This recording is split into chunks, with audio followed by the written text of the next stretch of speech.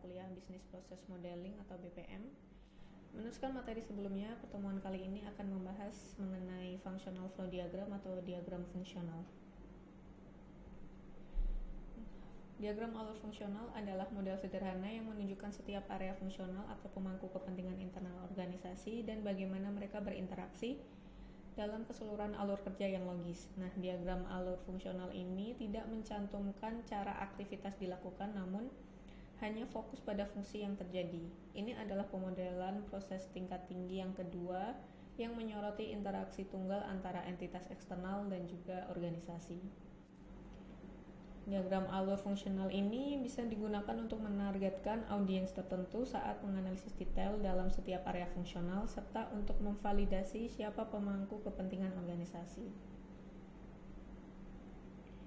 Di sini ada beberapa informasi yang didapat ketika melakukan analisis diagram alur fungsional, yaitu yang pertama, memahami siapa yang melakukan dan memiliki aktivitas fungsional. Kemudian yang kedua, apa yang memicu kegiatan tersebut, dan yang ketiga, waktu yang diperlukan untuk menyelesaikan kegiatan.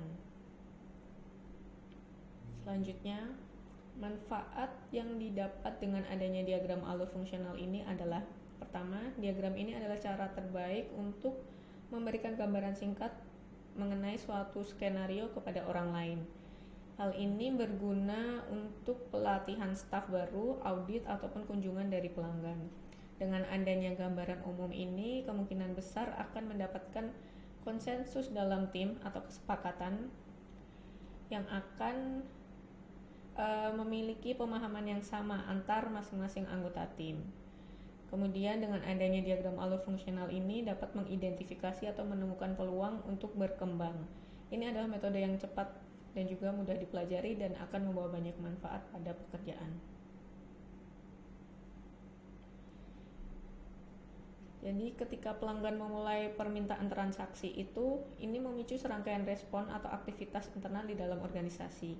Setiap respon atau aktivitas ini akan ditangani oleh area fungsional berikutnya dalam diagram. Setiap area fungsional ini akan menyelesaikan tugasnya dan memicu proses atau men-trigger proses aktivitas berikutnya dalam area fungsional lain, dan demikian seterusnya hingga interaksi dengan pelanggan selesai dan tujuan dapat tercapai seperti itu. Bisa dilihat pada gambar yang tertera di sebelah kiri, terlihat diagram konteks yang telah dipelajari sebelumnya. Sebagai contoh, kita akan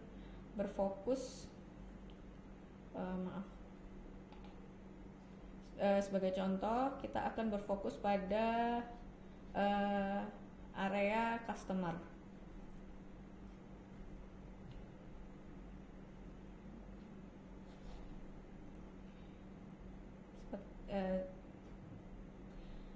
Sebagai contoh, kita akan melihat dari area customer seperti ini. Nah, di dalam ketika customer melakukan pembelian, ternyata adanya interaksi pembelian dari customer ini akan men-trigger aktivitas di dalam internal organisasi yang ditunjukkan pada gambar diagram alur fungsional di sebelah kanan ya teman-teman ya. Seperti ini. Kemudian dari sini kita dapat ambil contoh di bagian departemen keuangan. Di sini muncul fungsi-fungsi seperti transaksi pembelian dari customer ini memunculkan fungsi-fungsi seperti merchant, juga ada departemen otorisasi dan juga penagihan seperti itu.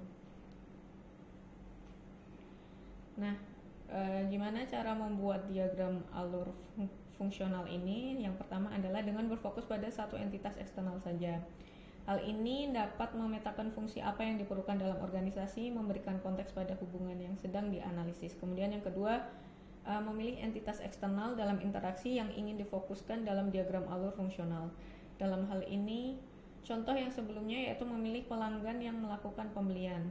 Nah, kemudian memikirkan tentang semua pemangku kepentingan potensial atau area fungsional tersebut dalam organisasi yang akan terlibat sepanjang proses end-to-end atau dari awal hingga akhir yang akan dianalisis. Kemudian setelah semua pemangku kepentingan potensial tersebut teridentifikasi, langkah selanjutnya adalah yang ketiga, bekerja sama dengan para pemangku kepentingan tersebut untuk memvalidasi dapat dengan kegiatan workshop atau rapat proses bisnis tingkat tinggi yang melibatkan para ahli di bidang mereka yang diyakini terkena dampak atau tidak dari adanya interaksi pembelian tersebut.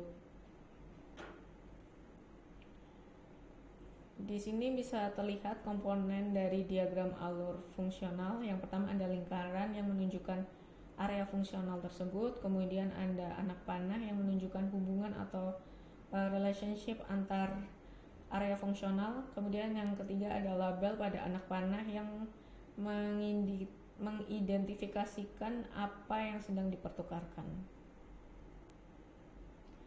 Nah, tujuan diagram alur fungsional ini adalah untuk mengkomunikasikan secara konseptual dengan efektif kepada semua tingkat pemangku kepentingan bagaimana informasi, data, dan juga aktivitas mengalir ke dan dari entitas eksternal ke dalam organisasi.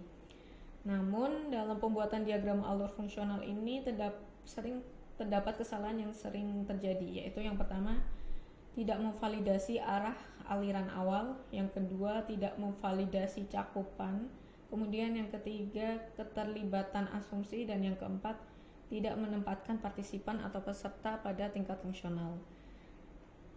Jadi, jika tidak dapat menangkap tingkat fungsi yang tepat dan area fungsional yang tepat, analisis dari pemodelan tersebut akan gagal sejak awal. Nah, tindakan penyeimbang di sini adalah dengan mengetahui tingkat detail yang akan disajikan, dan yang terbaik adalah dengan memvalidasi diagram alur fungsional tersebut, tidak hanya dengan pemangku kepentingan yang diwakili, tapi juga berbagi dengan area lain dalam organisasi yang tidak terlibat dalam hubungan fungsional seperti itu.